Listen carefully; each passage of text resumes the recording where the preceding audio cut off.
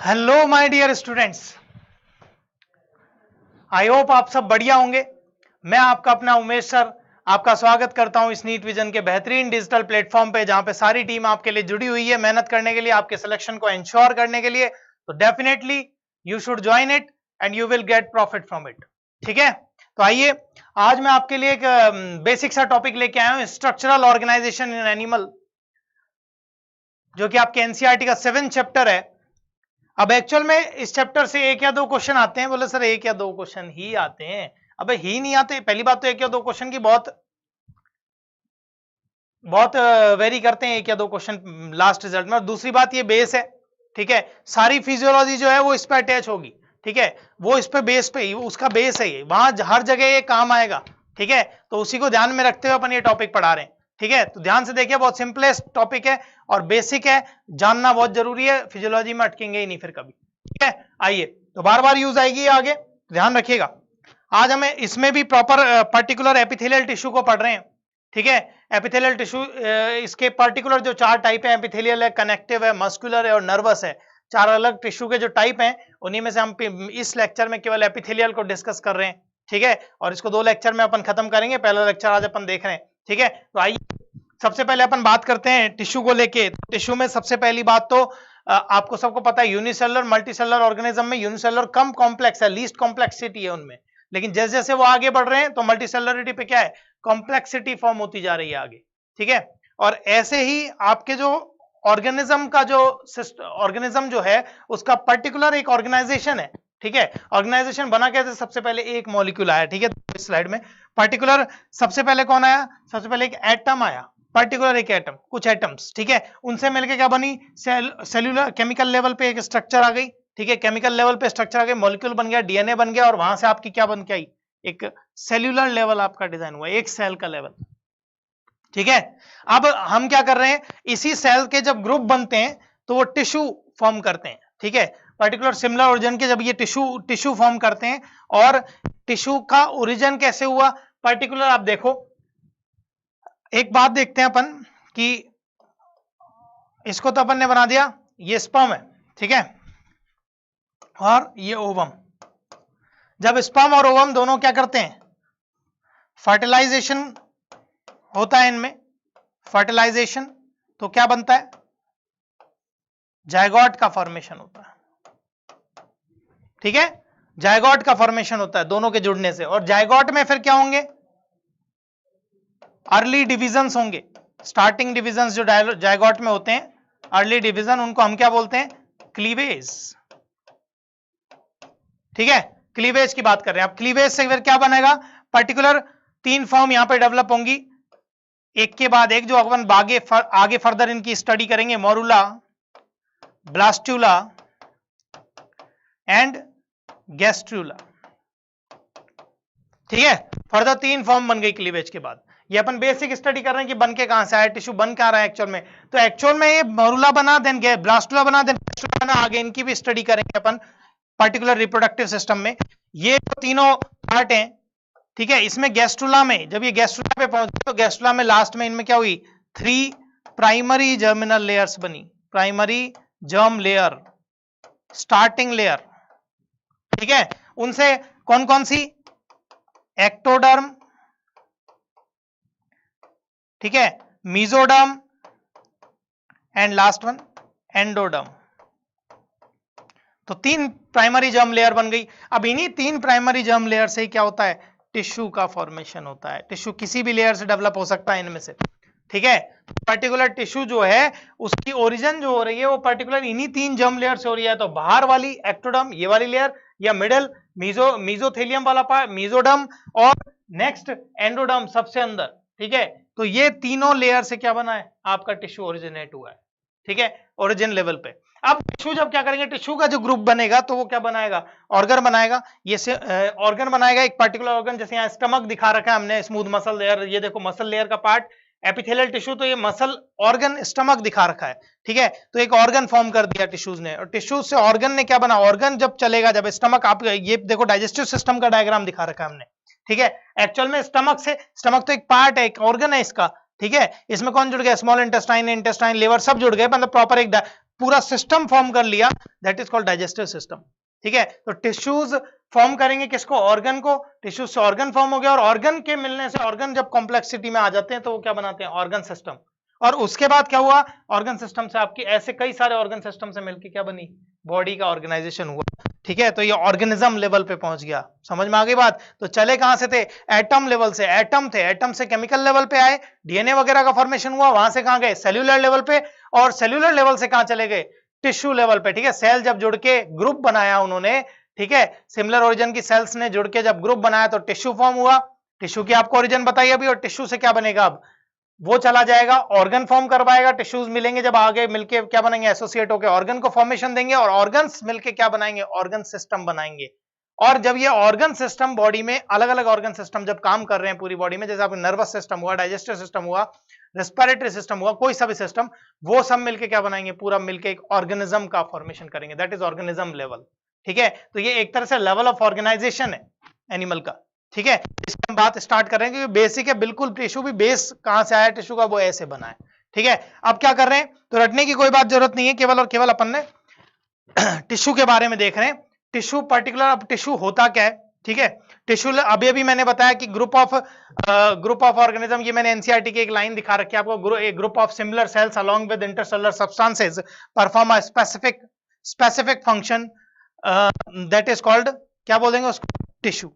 ठीक है, पर्टिकुलर एक ग्रुप ऑफ सेल है जिसकी क्या है, आप एक बार उनकी ओरिजिन सिमिलर होगी, ठीक है, उनके फंक्शन सिमिलर भी हो सकते हैं, डिसिमिलर भी हो सकते हैं। ठीक है, शेप भी उनकी सिमिलर डिसिमिलर हो सकती है, ओरिजिन ज्यादातर नॉर्मली उनकी सिमिलर देखने को मिलेगी। ठीक है, वो पर्टिकुलर ऑर्गेनाइजेशन वो क्या इंटर सेलुलर सब्सटेंसेस के साथ जुड़ के एक फॉर्मेशन देगा, एक पर्टिकुलर एक सेल्स का ग्रुप बनाएगा, उस ऑर्गेनाइजेशन को क्या बोलेंगे, टिश्यू बोलेंगे। ठीक है, अब टिश्यू के बारे में छोटी मोटी बातें कर लेते हैं, इसकी हिस्ट्री की। टिश्यू को सबसे पहले जो ये टर्म दी है वो किसने दी है, बायचैट ने। ठीक है, बायचैट ने इनकी टर्म दी, उन्हीं को इसीलिए फादर ऑफ हिस्टोलॉजी बोला। हिस्टो का टर्म जो है वो आप खुद देखें, हिस्टो का मीनिंग ये होता है क्या, टिश्यू, टिश्यू से रिलेट करता है। और लोगोस आप जानते हैं ये क्या हो गया, स्टडी, तो टिश्यू की स्टडी करना, दैट इज कॉल्ड हिस्टोलॉजी। ठीक है, तो इसीलिए नेक्स्ट एक टर्म डाली, study of tissue, that is called histology. अब यही ब्रांच, इस ब्रांच को पर्टिकुलर एस्टैब्लिश जो करवाया, वो एस्टैब्लिश जो किया वो किया मार्सेलो मेल्पिगी ने, इसलिए उनको फाउंडर ऑफ हिस्टोलॉजी के नाम से जाना गया। ठीक है, और एक फॉर्मेशन, ये भी एक बहुत अच्छी सी बात है कि formation of tissue during embryonic period में जब फॉर्मेशन होता है टिश्यूज का, तो हिस्टो यानी आप जानते हो टिश्यू। ठीक है, तो ये तो पर्टिकुलर टिश्यू, रटना कुछ नहीं है इसमें, टिश्यू, और जेनेसिस यानी क्या होता है, फॉर्मेशन, टिश्यू का फॉर्मेशन, समझ में आ गई बात, टिश्यू का फॉर्मेशन। अब इसमें एक चीज देखें, इस पर्टिकुलर टिश्यू के फॉर्मेशन की बात कर रहे हैं। ठीक है, अब क्या कर रहे हैं अपन, अब जैसे फॉर्मेशन हुआ है, जब वो पर्टिकुलर टाइम चला गया तो उसके बाद डिस्ट्रक्शन भी तो हो सकता है। ठीक है, तो वो डिस्ट्रक्शन को क्या बोलेंगे, अब जब अपन ने फॉर्मेशन को क्या बोला, हिस्टो यानी टर्म दे दी, हिस्टो टिश्यू के लिए आ गई, और जेनेसिस किसको दिया, फॉर्मेशन को। ठीक है, अब यही कहानी किस पे डाल दी, डिस्ट्रक्शन पे। डिस्ट्रक्शन पे कैसे डालोगे, देखो ये पर्टिकुलर क्या है, हिस्टो यानी क्या है, टिश्यू, वही का वही सेम टर्म, ये टिश्यू, और लाइसिस यानी डिस्ट्रक्शन। ठीक है, तो हिस्टोलाइसिस, अगर डिस्ट्रक्शन होता है टिश्यू का, दैट इज टर्म हिस्टोलाइसिस। समझ में आ गई बात, ये एक छोटी छोटी बातें की अपन ने टिश्यू को लेके। ठीक है, छोटी छोटी उसकी पर्टिकुलर हिस्ट्री जो हमें जानना जरूरी है, इनके ऊपर क्वेश्चंस बहुत कम आते हैं, केवल आपको केवल डेफिनेशन का पर्टिकुलर ध्यान होना चाहिए जो एनसीईआरटी में आपको दी हुई है, बाकी सब आप केवल आंख से निकाल के जा सकते हैं आगे। ठीक है, क्योंकि पता होना जरूरी है, हल्का फुल्का आइडिया होना जरूरी है, ताकि आप 4 ऑप्शन में टिक मार्क कर सकें। ठीक है, अब हम बात कर रहे हैं टाइप्स ऑफ टिश्यूज की। सबसे पहला टाइप मैंने बताया, आज हम उसी के बारे में लेक्चर लेंगे और उसी को पढ़ाएंगे, एपिथेलियल टिश्यू। एपिथेलियल टिश्यू क्या है, अभी बात करा। पहली बात तो एपिथेलियल टिश्यू है क्या, देखो एपिथेलियल टिश्यू जो है, इसका मतलब ये एपी यानी अपॉन, थेलिया यानी पर्टिकुलर किसी पर्टिकुलर टिश्यू के ऊपर ग्रो होने वाला, पर्टिकुलर के अनदर टिश्यू के ऊपर ग्रो होने वाला जो टिश्यू है वो क्या है, एपिथेलियल टिश्यू। एपी यानी ऊपर, समझ में आ गई बात, एपिथेलियल टिश्यू। अब ओरिजिन जरूरी है, कहां से, मैंने अभी भी 3 लेयर बताई कि जायगोट से जाके अपन वहां पे क्लीवेज में गए, ब्लास्टुला, मोरुला, गैस्टुला बने, और गैस्टुला के बाद अपने पास क्या आई, 3 प्राइमरी जर्म लेयर बनी, that is ectoderm, mesoderm, endoderm. हर एक टिश्यू का ओरिजिन इसी 3 लेयर से होगा, ठीक है। लेकिन एपिथेलियल टिश्यू जो है इसका ओरिजिन तीनों की तीनों लेयर से देखने को मिलेगा, एक्टोडर्म, मेसोडर्म और एंडोडर्म, तीनों से देखने को मिलेगा। समझ में आ गई बात? कुछ पार्ट एक्टो से बन रहा है, कुछ पार्ट मीजो से, कुछ एंडो से, ठीक है। अब काम क्या होंगे, पर्टिकुलर काम देख लीजिए, प्रोटेक्शन, सिक्रेशन, डाइजेशन, सुरक्षा भी करेगा, प्रोटेक्शन करेगा, सिक्रेशन करेगा पर्टिकुलर पार्ट्स का, ठीक है, डाइजेशन में हेल्प करेगा, एब्जॉर्प्शन में हेल्प करेगा, ठीक है। जो जितना फूड खाते हैं उतना एब्जॉर्ब भी हो रहा है, भाई फूड खा लिया वो चला गया, फिर उसको एब्जॉर्प्शन जो हो रहा है वो भी इनका ही सपोर्ट है, उनका डाइजेशन जो हो रहा है वो भी इनका ही सपोर्ट से हो रहा है, ठीक है। गैसियस एक्सचेंज जो आपके एल्वियोलाई लेवल पे जो O2 CO2 अंदर बाहर अपन कर रहे हैं वो एक्चुअल में इन्हीं का फंडा है वो सारा, ठीक है।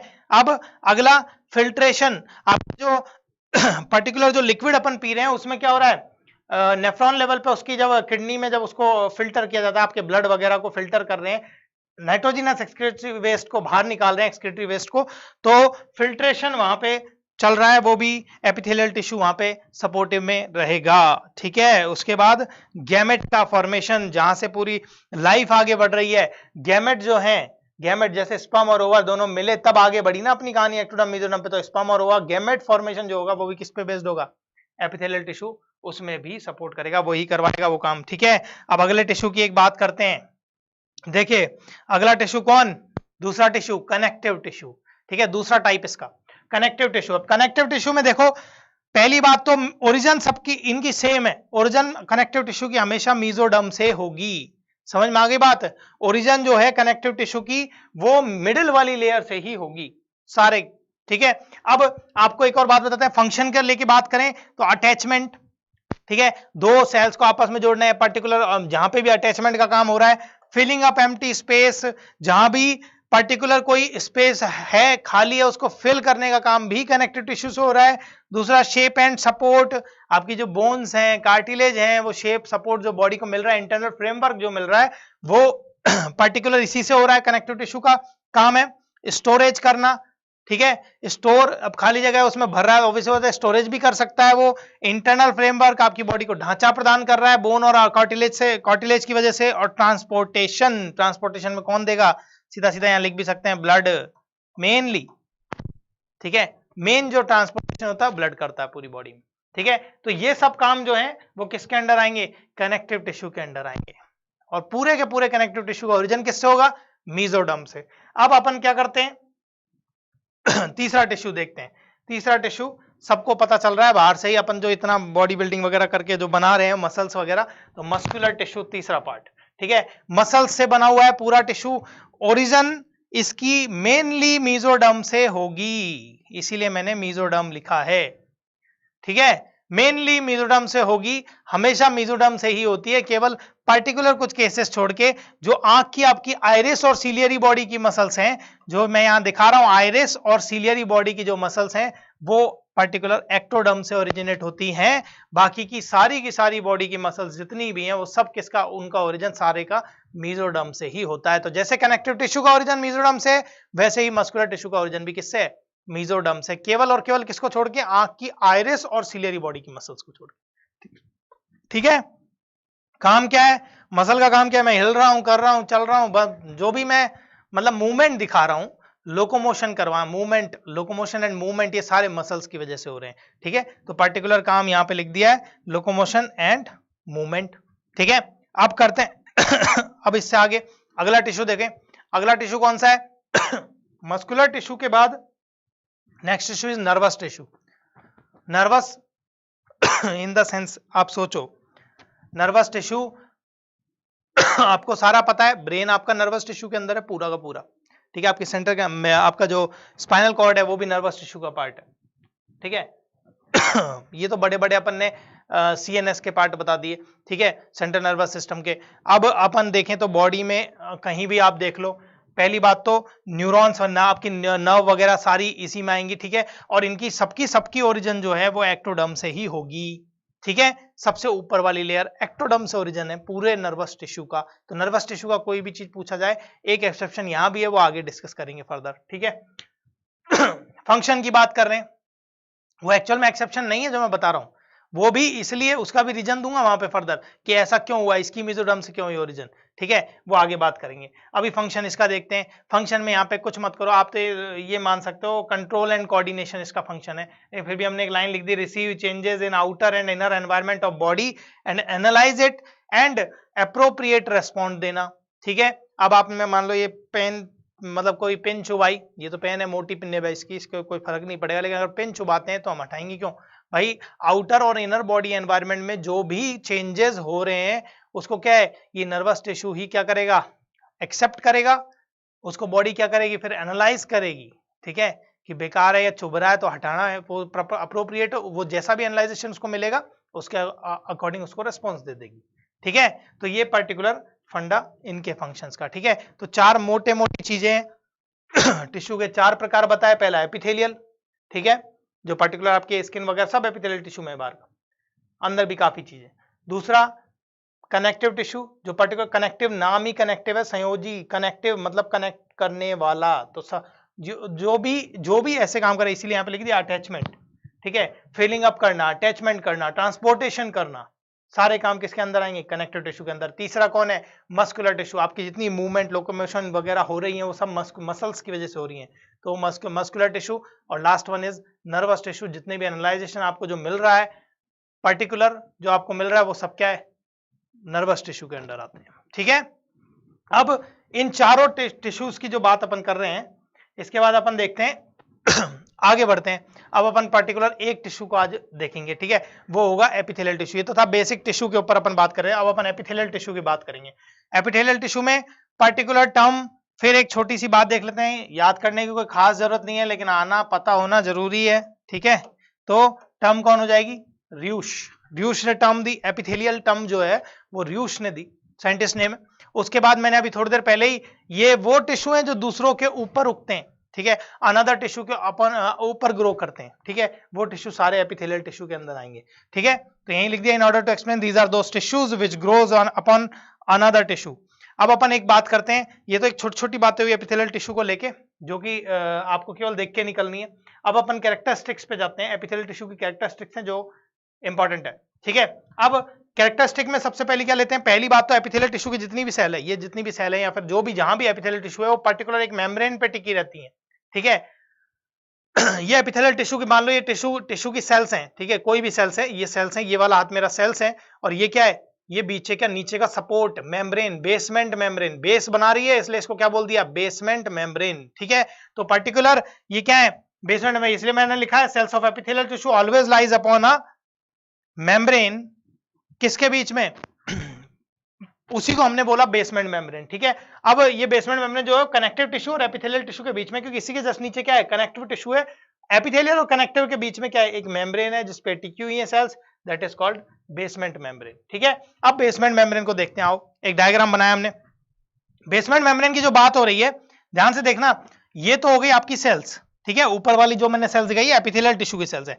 ये नीचे जो ब्लू कलर में दिखा रखा है, स्काई ब्लू कलर में जो दिखा रखा है, that is called connective tissue, ठीक है। और ये बीच में जो ब्राउन और येलोइश कलर में हमने दिखाया है, उसको क्या बोलेंगे, बेसमेंट मेम्ब्रेन, ठीक है। पर्टिकुलर देखो, अब ये बेसमेंट मेम्ब्रेन भी पर्टिकुलर दो पार्ट की बनी होती है, ऊपर वाला जो पार्ट है उसको हमने क्या बोला है, बेसल लेमाइना, ठीक है, ये ऊपर की तरफ है, एपिथेलियल टिश्यू इसको फॉर्म करती है, डिजाइन करती है, ठीक है। इसीलिए मेनली ये जो बना होता है, जो हाइलुरोनिक एसिड का बना होता है, hyaluronic acid, that is also called animal cement, ठीक है। हाइलुरोनिक एसिड बेसल लेमाइना को फॉर्म करता है और एनिमल सीमेंट इसको बोलते हैं, क्यों, क्योंकि ये जो सेल, ये एक्चुअल में सेल को जहां भी ये हाइलुरोनिक एसिड मिलता है, ये मेनली सेल को जोड़ के रखने का, चिपका के रखने का काम करता है, ठीक है। तो ये जो बेसल लेमाइना है वो एक्चुअल में हाइलुरोनिक एसिड की बनी होती है, ठीक है। अपर वाला पार्ट ईटी बनाता है, कौन बनाता है इसको, ईटी बनाता है। ईटी क्या है, made up of ET, ET form करता है इसको, ईटी मतलब एपिथेलियल टिश्यू, एपिथेलियल टिश्यू बना रहा है बेसल लेमाइना को, ठीक है। और नीचे का पार्ट किसका है, कनेक्टिव टिश्यू है नीचे। तो अगली जो लेयर इसी का जो दूसरा पार्ट है रेटिकुलर लेमाइना, ठीक है, नाम से पता कर रहा है रेटिकुलर फाइबर है इसमें, फाइबर किस में मिलते हैं, कनेक्टिव टिश्यू में। तो ये कौन बना रहा है इसको, कनेक्टिव टिश्यू बना रहा है, सीटी लिख दिया मैंने वहां पे। कनेक्टिव टिश्यू नीचे वाली लेयर को फॉर्म करता है, मेनली फाइबर्स की बनी होती है, और ऊपर वाली जो लेयर है बेसल लेमाइना वो किसकी बनी होती है, हाइलुरोनिक एसिड की बनी होती है, ठीक है। एनिमल सीमेंट भी बोलते हैं क्योंकि सेल्स को चिपका के रखने का काम करता है, और बनाता कौन है, एपिथेलियल टिश्यू बनाता है। समझ में आ गई बात। तो जितनी भी एपिथेलियल टिश्यू की सेल्स हैं वो एक बेसमेंट मेम्ब्रेन पे टिकी होती है, और ये बेसमेंट मेम्ब्रेन के नीचे क्या होता है, मान लो ये लिक्विड बह रहा है नीचे, ये ट्रांसफर नीचे कनेक्टिव टिश्यू है, फाइबर्स हैं जो भी, ठीक है। ये एपिथेलियल टिश्यू, ये कनेक्टिव टिश्यू, और बीच में क्या है, बेसमेंट मेम्ब्रेन, ठीक है। अब बेसमेंट मेम्ब्रेन के भी दो पार्ट बता दिए मैंने को, दो लेयर है, ऐसे मान लो इसको।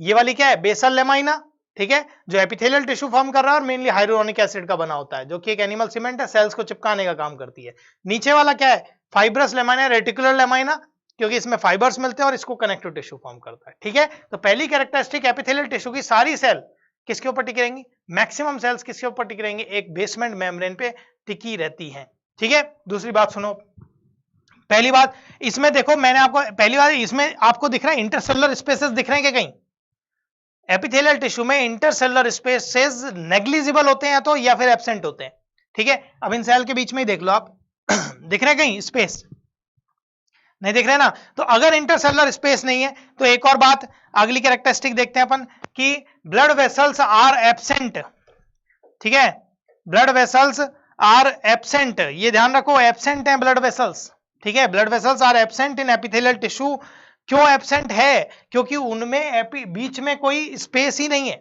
इंटरसेलुलर स्पेस नहीं है, और इंटरसेलुलर स्पेस नहीं है तो ब्लड वेसल क्या हो रही है, ब्लड वेसल जगह कहां है जाने के लिए, इसीलिए आपको पता है कनेक्टिव टिश्यू में तो ब्लड है ना, तो वहां पे ब्लड कैपिलरीज क्या होती है, इसको जो न्यूट्रिशन मिलेगा वो किसके थ्रू मिलेगा, कनेक्टिव टिश्यू से न्यूट्रिशन को लेगी बाय द डिफ्यूजन, ठीक है। तो पर्टिकुलर ये देखो, इसीलिए हमने लिखवा है यहां पे कि so epithelial tissue receive nutrition from underlying connective tissue by the diffusion, ठीक है। तो नीचे की जो लेयर है कनेक्टिव टिश्यू की, उससे उसी में जो ब्लड कैपिलरीज है वही क्या करेंगे, एपिथेलियल टिश्यू को न्यूट्रिशन प्रोवाइड करेंगी, क्योंकि इनके पास कोई भी ब्लड सप्लाई नहीं है, ठीक है। तो ये छोटी छोटी कैरेक्टरिस्टिक हैं जो ध्यान रखने वाली हैं। आगे देखते हैं अगली कैरेक्टरिस्टिक, जैसे ब्लड नहीं है तो अब इसमें क्या नर्व की जगह दिख रही है आपको, तो नर्व भी कहां से मिलेगी, बिल्कुल नर्व भी यहां नहीं मिल सकती, ठीक है। तो पर्टिकुलर अगली हमने कैरेक्टरिस्टिक दिखाई, nerve are absent in epithelial tissue, ठीक है। लेकिन मैंने अब आप बताओ सर नर्व नहीं है तो फिर हम चुभाते हैं पिन को, तो ये पता कैसे चलता है, मतलब हमें चुभती क्यों है, ये नर्व तो है ही नहीं, इसमें सेंसेशन जानी नहीं चाहिए, लेकिन इसमें जो नर्व नीचे हैं उनके रिसेप्टर्स, उसमें नर्व एंडिंग्स, जो एंडिंग्स हैं नर्व के सिरे हैं, जो एंड्स हैं वो इसमें मिलते हैं कॉर्नर्स में, ठीक है। नर्व एंडिंग्स और रिसेप्टर्स यहां मिलते हैं, इसीलिए आपको सेंसेशन फील होती है, ठीक है। बाकी इसमें खुद में नर्व प्रेजेंट नहीं होती, समझ में आ गई बात।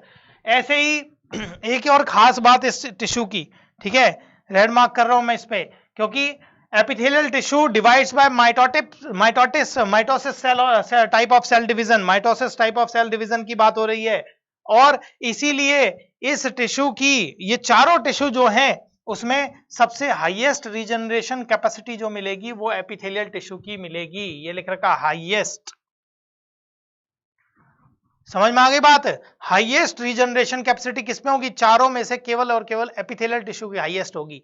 तो इसका मतलब लीस्ट किसकी होगी, लीस्ट कोई भी बता सकता है, आपसे ही पूछूंगा आप भी बता दोगे लीस्ट, क्यों भाई लीस्ट किसकी होगी, लीस्ट होगी नर्वस टिश्यू, क्यों, क्योंकि नर्वस टिश्यू में रीजनरेशन कैपेसिटी सबसे कम है भैया, ये ध्यान रखिएगा। इसीलिए आपके जब नर्व में मतलब हेड पे कोई इंजरी होती है तो वो जल्दी से रिकवर नहीं होती, क्योंकि उनमें रीजनरेशन कैपेसिटी उतनी फास्ट नहीं है, ठीक है। जबकि एपिथेलियल टिश्यू अपने छिल गए, लग गई, कहीं भी गिर गए, तुरंत उसको थोड़े टाइम में स्किन आके वो रिकवर हो जाती है, वो क्योंकि उसकी हाईएस्ट रीजनरेशन कैपेसिटी है, ठीक है, रीजनरेट करना, ठीक है, वो इसकी हाईएस्ट है। ये पर्टिकुलर कैरेक्टरिस्टिक है। तो ये चार छोटी छोटी कैरेक्टरिस्टिक्स हमने दिखा रखी है यहाँ पे, ठीक है। अब हम देखते हैं मोटी मोटी लोकेशंस, ठीक है, बॉडी के एक्सपोज्ड सरफेस पे ये एपिथेलियल टिश्यू कैसे मिलता है, कहां मिलता है, उनकी बात कर रहे हैं, ठीक है, मोटी मोटी लोकेशन देख रहे हैं। तो epithelial tissue found on exposed surface, अब तीन सरफेस हैं आपके, outer open surface, middle open surface और इनर ओपन सरफेस, तीन बात कर ली अपन ने, ठीक है। अब इसमें एक्चुअल में देखो आउटर ओपन सरफेस जो है उसको हमने बोल दिया एक्टोथेलियम या एक्सोथेलियम, ठीक है, इंपॉर्टेंट नहीं लेकिन पता होना अपने को जरूरी है। एक्टोथेलियम सबसे बाहर, स्किन सबसे ऊपर है, आउटर ओपन सरफेस दिख रही है आपको, सबको दिख रही है, मेरे फेस पे, आपके हैंड्स पे, सब पे क्या है, स्किन है, स्किन, दैट इज कॉल्ड एक्टोथेलियम या एक्सोथेलियम, ठीक है। उसके बाद क्या हुआ, अगला बात करें अपन, सबसे अंदर वाली जो सरफेस है, इनर ओपन सरफेस, अंदर वाली कहां होगी, सबसे अंदर जो ऑर्गन्स के अंदर या पर्टिकुलर ब्लड वेसल्स वगैरह के जो अंदर है, दैट इज कॉल्ड एंडोथेलियम, ठीक है। इसीलिए आपकी जो वॉल्स होती हैं ब्लड कैपिलरीज की, वो एंडोथेलियम बोली जाती हैं, ठीक है, सबसे अंदर वाली, ठीक है, वहां भी एपिथेलियल टिश्यू मिलता है, तो अंदर तक रीच है उसकी, बाहर भी है और अंदर भी है, ठीक है। तो inner open surface of lungs, heart, blood vessels etcetera etcetera कई जगह मिलेगी, ठीक है। अब मीजोथेलियम की बात करें, मीजोथेलियम की बात मैंने बाद में क्यों की, उसका भी रीजन है। मीजोथेलियम ऐसे क्यों किया, क्योंकि मीजोथेलियम जो है उसके पर्टिकुलर मैं आपको दो लेयर समझाता हूं। मीजोथेलियम में दो लेयर्स मिलती हैं, ठीक है, मतलब बाहर तो आउटर ओपन सरफेस है जो एक्टोथेलियम के नाम से है स्किन में, उसके बाद अंदर ही अंदर जो आपके ऑर्गन्स के अंदर या पर्टिकुलर ब्लड वेसल्स के अंदर है, वो अंदर ही अंदर है, एंडोथेलियम बोल रही है। बीच वाला है जो मीजोथेलियम जो है मिडिल ओपन सरफेस पे जो है, वो पर्टिकुलर ऑर्गन्स के या पर्टिकुलर पार्ट्स के ऊपर मिलती है, ठीक है। अब उनमें होता क्या है, यहां दो तरह की लेयर मिलती है, एक तो पैराइटल और एक विसरल, ठीक है। अब एक चीज देखो, मैं इसको पैराइटल और विसरल को समझाते हैं अपन कि मान लीजिए ये लंग्स है, ठीक है, अभी तो ऐसे ही बना देते हैं अपन, एक लंग्स, ठीक है, लंग्स है ये, ठीक है। अब क्या करा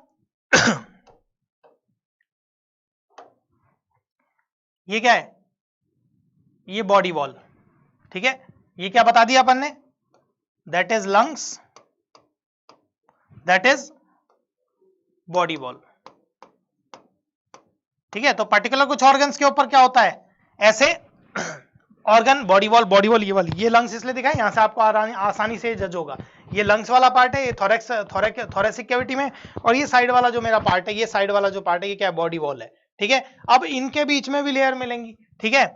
अब देखो मैं अलग अलग कलर से दिखा रहा हूं भैया इनको, ये दिखा दी रेड कलर से, एक लेयर तो ये दिखा दी, ठीक है, ये दूसरी लेयर, ठीक है। तो पर्टिकुलर देखो कितनी लेयर्स हैं इसके बीच में, ये वाली जो लेयर है जो बॉडी वॉल के जस्ट अंदर है, ठीक है, ये बॉडी वॉल के जस्ट अंदर जो है, दैट इज कॉल्ड पैराइटल, ठीक है। और जो जस्ट ऑर्गन के ऊपर है, ठीक है, बॉडी वॉल के अंदर है, लेकिन ये भी बॉडी वॉल के अंदर है, लेकिन जस्ट ऑर्गन के जस्ट ऊपर वाली जो लेयर है, ये वाली लेयर जो ग्रीन से दिखाई है मैंने, दैट इज कॉल्ड विसरल,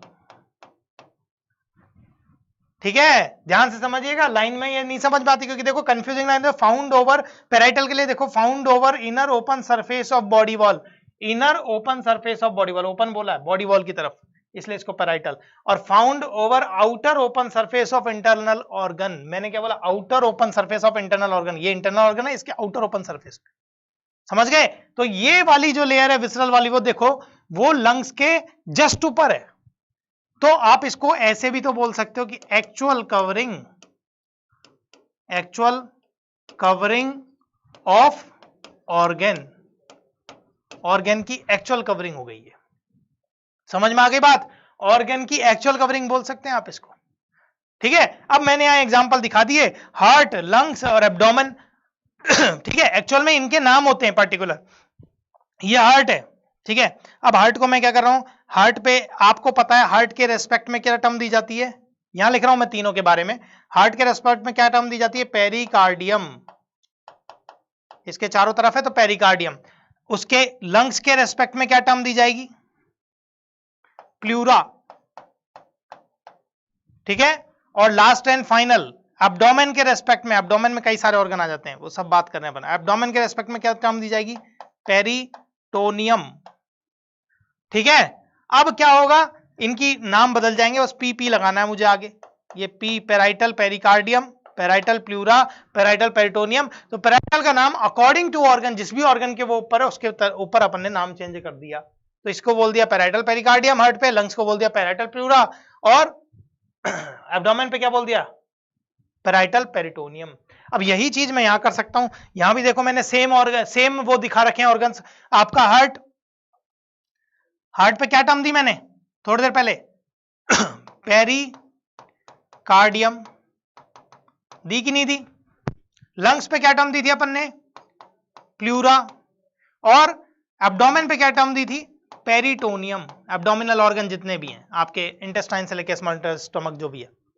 तो अब ये वाली इसकी बात कर रहे हैं अपन, तो यहां पे इनको क्या नाम दे दोगे, यहां पे मेरे को वी लगाना है, V dot V dot V dot, मतलब visceral pericardium, visceral pleura, visceral peritoneum. तो अकॉर्डिंग टू जो भी ऑर्गन है उसके बेसिस पे नाम दिया, तो रटने की कोई आवश्यकता नहीं, ना ही कोई लोड लेने की आवश्यकता है, आराम से ऑर्गन के बेसिस पे अपन इनको नाम पकड़ा देते हैं। ठीक है, तो ये डायग्राम से आपको आराम समझ में आ जाएगी किस लेयर की बात की अपन ने।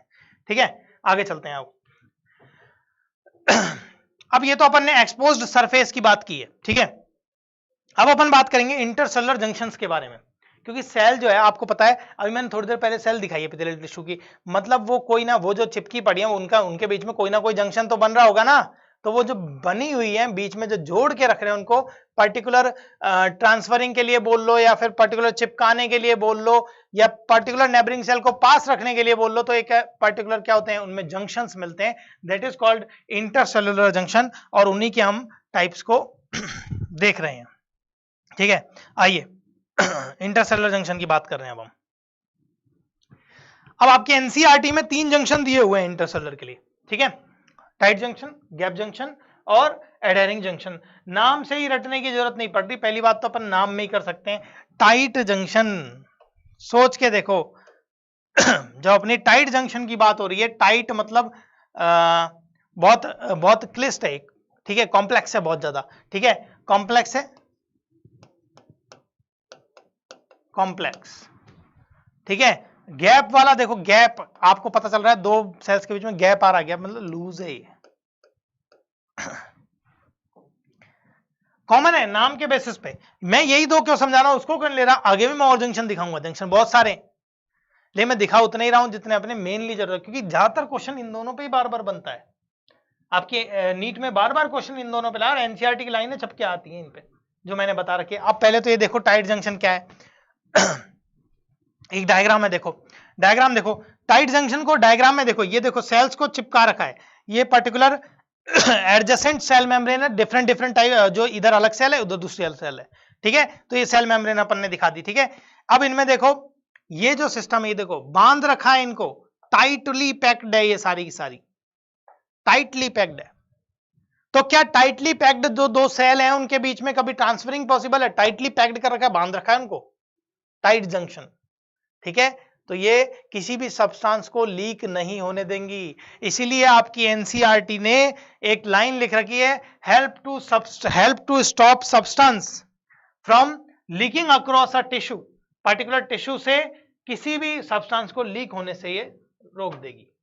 ठीक है, दूसरी बात मैंने एक लाइन खुद की भी ऐड की है यहाँ पे, in this type of junction there is no chemical exchange. जब उसने बांध ही रखा है, जोड़ ही दिया दोनों को, तो केमिकल एक्सचेंज कैसे पॉसिबल है भैया, पॉसिबल है कि नहीं, नहीं है। तो इसीलिए मैंने बोल दिया नो केमिकल एक्सचेंज। हाँ, नेग्लिजिबल अमाउंट में वो बात अलग है कि लेकिन केमिकल एक्सचेंज की दृष्टि से अगर देखा, क्योंकि यहाँ पे 2 क्वेश्चन बहुत बनते हैं, हाईएस्ट केमिकल एक्सचेंज और लोएस्ट केमिकल एक्सचेंज। तो लोएस्ट केमिकल एक्सचेंज किस में होगा, टाइट जंक्शन में, बांध रखा है उसको। अब दूसरा देखो गैप जंक्शन, गैप में पहले से ही बता रहा लूज। ठीक है, तो प्रॉपर यहाँ पे ट्रांसमेम्ब्रेन प्रोटीन के चैनल्स मिलते हैं, तो यहाँ पे अच्छा खासा ट्रांसफर होता है। ठीक है, डायग्राम देखो, डायग्राम से समझ में आएगा। आओ डायग्राम देखिए इसका, सेल देखो, एडजेसेंट प्लाज्मा मेम्ब्रेन फिर से ले लिया अपन ने, कनेक्शंस दिखा रखे हैं यहाँ पे, ये देखो ये पर्टिकुलर गैप प्रोटीन्स, ये गैप तो है ही, इनके बीच में प्रोटीन चैनल भी है। तो और मॉलिक्यूल भी देखो, ये मॉलिक्यूल इधर उधर ट्रांसफर कर रहे हैं अपन एक सेल से दूसरी सेल में।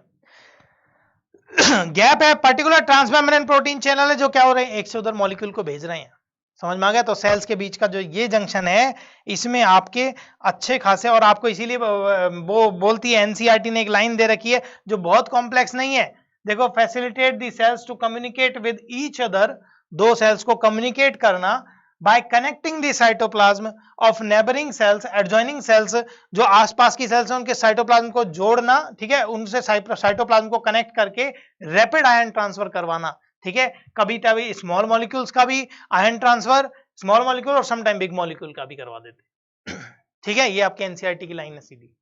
तो सीधा सा फंडा है, इसका मतलब क्या हो रहा है, एक्सचेंज हो रहा है प्रॉपर, ठीक है। अब दूसरा देखो, अब हमने एक लाइन जोड़ी, there is highest chemical exchange, क्योंकि ये प्रॉपर भैया आपने तो देखो एक तो दूर रख रखी है, जगह है खूब उनके बीच में, ऊपर से आपने क्या कर रखा है, प्रोटीन और देर चैनल बना के बीच में एक वो दे रखी है, लो भी दे रखी है कि भाई जा इधर से, समझ में आ गई बात। तो हाईएस्ट केमिकल एक्सचेंज देखने को मिलता है इसमें, और इसमें मैक्सिमम जो, या तो आपको ये लाइन पकड़ाएगा सीधी सीधी, या फिर केमिकल एक्सचेंज लोएस्ट किस में और हाईएस्ट किस में वो आपको मिल जाएगा। तो इसलिए हमने दो जंक्शंस पे ज्यादा फोकस किया है यहाँ पे, ठीक है। और तीसरा जंक्शन भी आपकी एनसीईआरटी में है,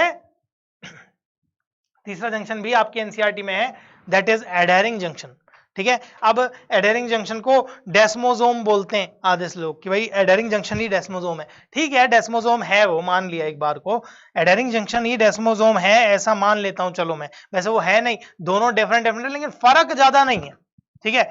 अब एक लाइन एनसीईआरटी ने रखी, perform cementing to keep neighbouring cell together, perform cementing to keep neighbouring cell together, दोनों जो पास पास की सेल्स हैं उनको पास में जुड़े रखने के लिए एक पर्टिकुलर एक एडहेरिंग जंक्शन पाया जाता है, ठीक है। अब एडहेरिंग जंक्शन जो है वो देखो एडजेसेंट वही मेम्ब्रेन ले लिया अपन ने, यहां पे ये देखो ये प्लाक प्रोटीन और ट्रांसमेम्ब्रेन ग्लाइकोप्रोटीन्स जो बीच में इनको जोड़ के रख रहे हैं, ठीक है, सीमेंटिंग मतलब देखो पकड़ रखा है ना, हुकिंग कर रखी है इनकी, दैट इज एडहेरिंग जंक्शन, ठीक है। तो आपको वहां भी यही लाइन देते, लेकिन ये पूछा बहुत कम जाता है, सबसे ज्यादा आपके टाइट और गैप को ही पूछा जाता है, ठीक है।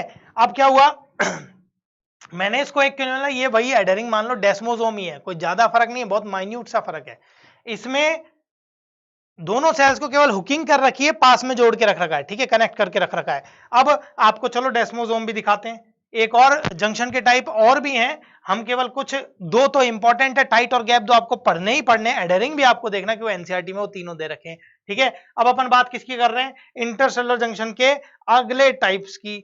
अब देखो फर्क क्या आ गया, क्या एडहेरिंग और इसमें कोई फर्क दिख रहा है, यहां से अगर आप स्ट्रक्चर को देखोगे, अगर मैं इन ग्रीन पार्ट और ये फाइबर्स को अगर मैं हटा देता हूं, मान लीजिए इस फाइबर्स को मैं हटा देता हूं, यहां से ये हटा दिया मैंने, तो क्या इनमें कोई फर्क है एडहेरिंग और इसमें, ये भी पास रखने का काम कर रही है, बस इसमें माइक्रोफिलामेंट्स और आ गए हैं यहाँ पे, ठीक है, टोनोफाइब्रिल प्लाक प्रोटीन्स में मिलने लग गई है, ठीक है, ये फर्क है दोनों में, माइन्यूट सा फर्क है, इसलिए बोल देते हैं कि डेस्मोसोम ही एडहेरिंग है, 11th-12th लेवल पे यही बोला जाता है।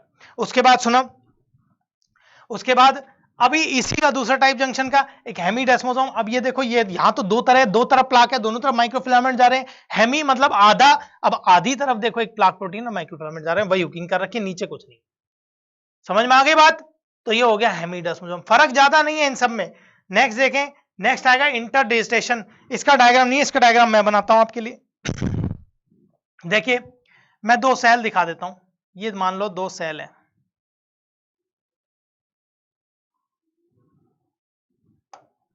ठीक है, मैंने एक न्यूक्लियस बना दिया और एक सेल और बनाता हूं मैं यहां पे, देखो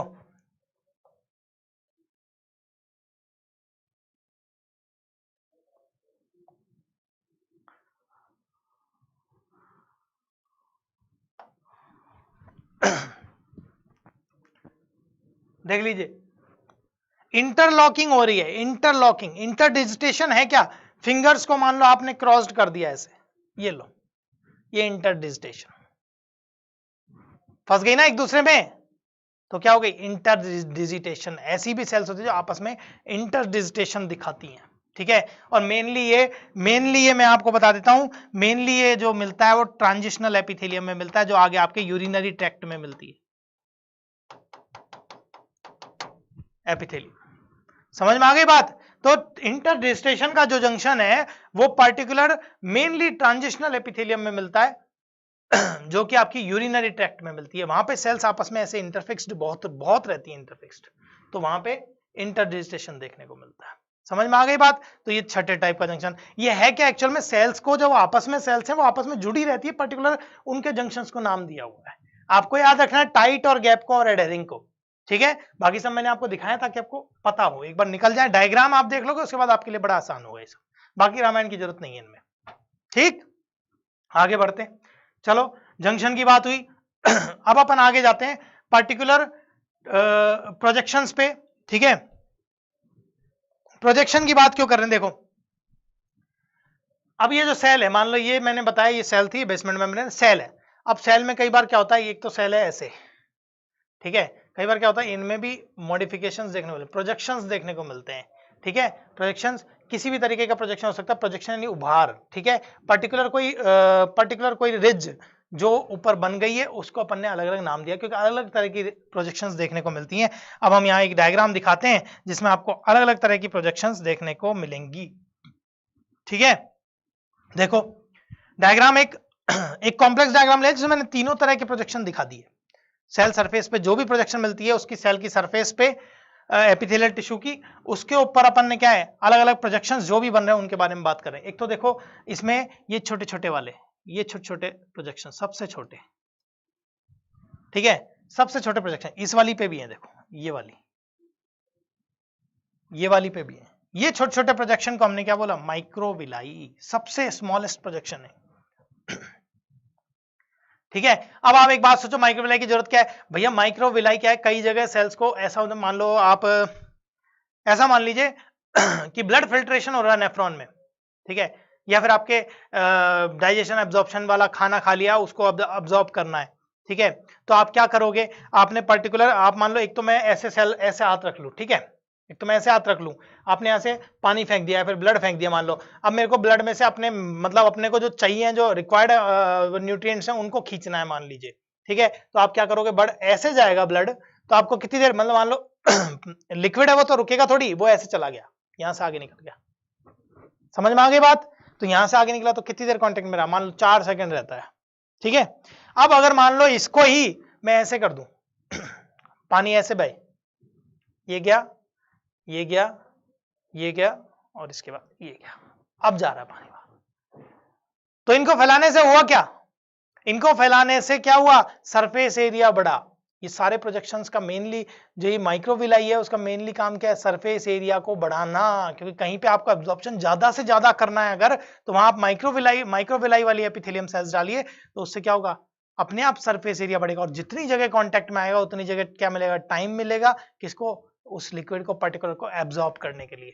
समझ में आ गई बात। अब सुनो तो माइक्रोविलाई इसलिए छोटे छोटे फिंगर लाइक प्रोजेक्शंस हैं, ठीक है, फिंगर लाइक प्रोजेक्शन छोटे छोटे, और इनमें जो दांते मतलब ब्रिजल्स ये लग कैसे नहीं, ये ब्रश नहीं है जो सुबह सुबह टूथब्रश करते हैं, हो सकता है कुछ लोग नहीं करते हो लेकिन जितने मतलब नॉर्मली एक डेली रूटीन में आता है बेटा, ठीक है, जो नॉर्मल लोग होते हैं वो करते हैं। तो डेली जो ब्रश करते हो तो ब्रश के ब्रिजल्स जो नहीं होते, जो आपके हेयर्स जो ब्रश में रहते हैं वो ब्रिजल्स जो हैं उसकी तरह दिखती है सेल्स में, इसीलिए इसको ब्रश बॉर्डर एपिथेलियम के नाम से जाना जाता है। इसकी जो भी एपिथेलियम ब्रश बॉर्डर बोला जाता है इसको। समझ में आ गई बात। अब देखो अगली बात अपन किस पे कर रहे हैं, एक इससे थोड़े बड़े, देखो ये वाले, ये सारा पार्ट थोड़े बड़े वाले, दैट इज सीलिया। समझ में आ गई बात। सीलिया क्या है, सीलिया मोटाइल है, मोटाइल मूवेबल है, ये कॉन्ट्रैक्टाइल है, ये भी लिख देता हूं कॉन्ट्रैक्टाइल है, कॉन्ट्रैक्टाइल है। क्यों, ये एक्चुअल में इसका काम होता है मूवमेंट करवाना, किसी भी फ्लूइड को अगर आगे फेंकना है या फॉरेन बॉडी पार्टिकल को बाहर फेंकना है नियरेस्ट ओपनिंग तक, तो ये मूवमेंट देते हैं, ये ऐसे चलते हैं तो आगे एनर्जी एक्सपेंडिचर होता है उसमें, ये चलते हैं और आगे फेंकते हैं, उसको वापस बाहर निकाल देते हैं। अगर आगे बढ़ाना तो आगे बढ़ाते हैं, जैसे अगर अलग अलग जगह पे मैं ये बात करूंगा यहाँ पे। तीसरा प्रोजेक्शन देखो ये वाला सबसे लंबे, ये वाले सबसे लंबे सबसे बड़े, ये वाले, दैट इज कॉल्ड स्टीरियोसीलिया। स्टीरियोसीलिया इसके बारे में लिख देते हैं। पहली बात तो नॉन मोटाइल, मोटाइल नहीं है भैया ये, ठीक है, दूसरी बात, खड़े हैं पूरे सीधे, नॉन कॉन्ट्रैक्टाइल, कोई कॉन्ट्रैक्शन नहीं है, नॉन कॉन्ट्रैक्टाइल है, ठीक है। नॉन मोटाइल एयर है, प्लाज्मा मेम्ब्रेन फॉर्म करेगी सीधा इनको। ये तो फिर भी पर्टिकुलर सेंट्रियोल जो होगा उसकी बेसल ग्रेन्यूल्स से निकलते हैं, ये आगे बताऊंगा। लेकिन ये ऐसा नहीं है, ये सीधा सीधा है बिल्कुल, ठीक है। दूसरी बात, नॉन मोटाइल है, कोई मूवमेंट नहीं है इनमें, ये पर्टिकुलर या तो नर्वस फंक्शन करेंगे या न्यूट्रिटिव फंक्शन करेंगे, तो जहां जहां ये काम होंगे केवल वहीं पे मिलेंगे स्टीरियोसीलिया। तो ये सेल की आउटर सरफेस, जो अपर सरफेस एक्सपोज सरफेस है, उसके प्रोजेक्शंस हैं कि कितने तरह के उस पे फ्री सरफेस पे प्रोजेक्शन मिल रहे हैं। 3 तरह के प्रोजेक्शन देखे जाते हैं मेनली, माइक्रोबिलाई, सीलिया और स्टीरियोसीलिया, उन्हीं की हम बात कर रहे हैं। अब इनके बारे में थोड़ी सी अपन डिटेल्ड में देख लेते हैं। देखो, अब पर्टिकुलर इसमें फ्री सरफेस पे जो एपिथेलियल टिश्यू है उस पे 3 तरह के अपन ने प्रोजेक्शंस दिखाए। पहले अपन बात कर रहे हैं माइक्रोविलाई की, मैंने अभी अभी बात की, फिंगर लाइक प्रोजेक्शंस हैं, ठीक है, फिंगर लाइक प्रोजेक्शंस है जो कि प्लाज्मा मेम्ब्रेन फॉर्म कर रही है। और क्या कर रहे हैं, इनका काम क्या, इंक्रीज सरफेस एरिया, सबसे इंपॉर्टेंट, इंक्रीज सरफेस एरिया। जहां भी आपके एब्जॉर्प्शन वगैरह रिलेशन, एब्जॉर्प्शन रीएब्जॉर्प्शन कोई भी काम चल रहा है ऐसा, वहां पे ये सबसे ज्यादा सपोर्ट करेगा, इंक्रीज सरफेस एरिया, ठीक है। क्यों, क्योंकि ये सेल्स को 100 टाइम्स मोर कर देता है, मतलब 100 गुना से ज्यादा बढ़ा देता है सरफेस एरिया को, ठीक है। मैंने आपको फिर पहले बताया, थोड़ी देर पहले ही वो एग्जांपल दिया, एक समझ में आ गई बात। उसके बाद मैंने ये भी बोला, ब्रश की तरह दिखते हैं, look like bristles of toothbrush, bristles of toothbrush, इसीलिए इनको क्या बोला जाता है, ब्रश बॉर्डर एपिथेलियम, ठीक है। ब्रश बॉर्डर एपिथेलियम की बात हो गई। अब मिलेंगे कहां पे, मैंने आपको बताया या तो डाइजेशन से रिलेटेड काम है, जहां पे आपको डाइजेशन करवाना है, एब्जॉर्प्शन करना है, एब्जॉर्प्शन का मेनली काम, जो सरफेस एरिया बढ़ा रहा है मतलब एब्जॉर्प्शन के लिए बढ़ा रहा है। और एक नेफ्रॉन ऑफ किडनी, किडनी के नेफ्रॉन में भी आप फिल्ट्रेट ब्लड को फिल्टर करते हैं, वहां पे जो इंपॉर्टेंट मॉलिक्यूल्स हैं उनको वापस से रीअब्जॉर्ब किया जाता है, तो वो रीअब्जॉर्प्शन में ये हेल्प करते हैं, ठीक है। दूसरी बात, सीलिया के बारे में बात कर लेते हैं। मैंने अभी भी बात की, movable hairs formed from basal granules, मैं आपको यहां बना के दिखाता हूं। ये तो चलो अपन एक खुद का डायग्राम भी छोटू सा बना देते हैं। तो ये छोटू सा डायग्राम लो, मान लो ये सेल्स हैं, ठीक है, ये सेल्स, ठीक। अब इनमें क्या होगा, माइक्रोविलाई, तो ये देखो ये छोटी छोटी,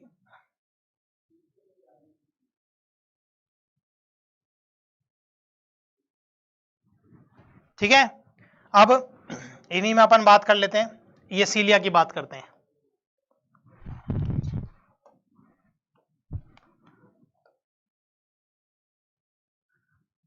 सीलिया की बात कर लेते हैं,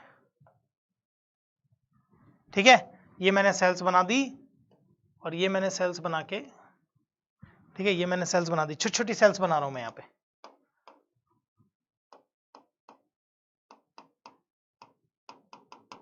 बोले डॉट क्यों लगा रहे हो, ये डॉट की बात ये रही, इन्हीं डॉट्स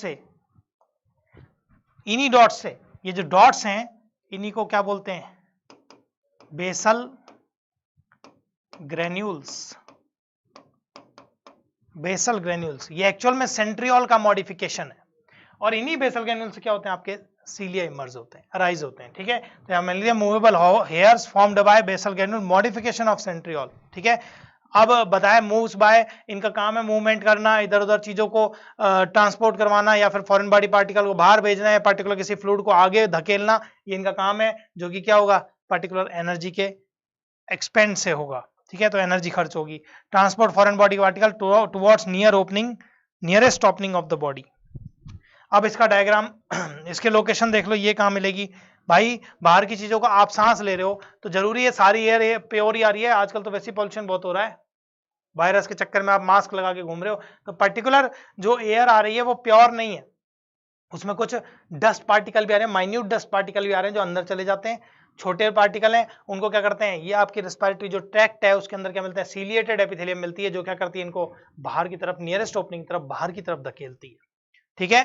तो ये रेस्पिरेटरी पाथवे में नेजल कैविटी, लैरिंग्स, ट्रैकिया, ब्रोंकियोल सब में मिलेंगी बाहर फेंकने के लिए। दूसरी बात, फैलोपियन ट्यूब, फैलोपियन ट्यूब क्यों लोकेशन बना के, फैलोपियन ट्यूब में क्या काम है इसका, सीलिया फैलोपियन ट्यूब में क्या होता है। अब आपका फैलोपियन ट्यूब एक्चुअल में, मैं एक यहां पे एक छोटा सा डायग्राम बना रहा हूं, ठीक है, आपको देखते ही आइडिया लगेगा। ठीक है।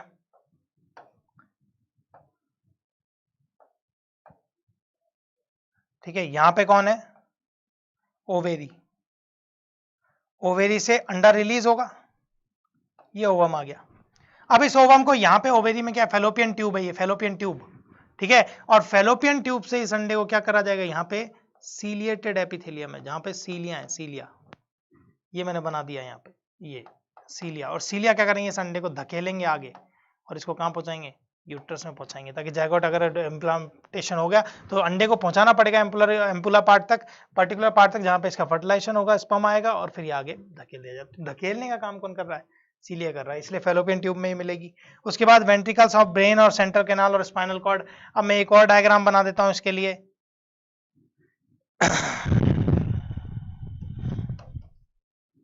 देखो, बिल्ली के कान नहीं बेटा, ध्यान रखना।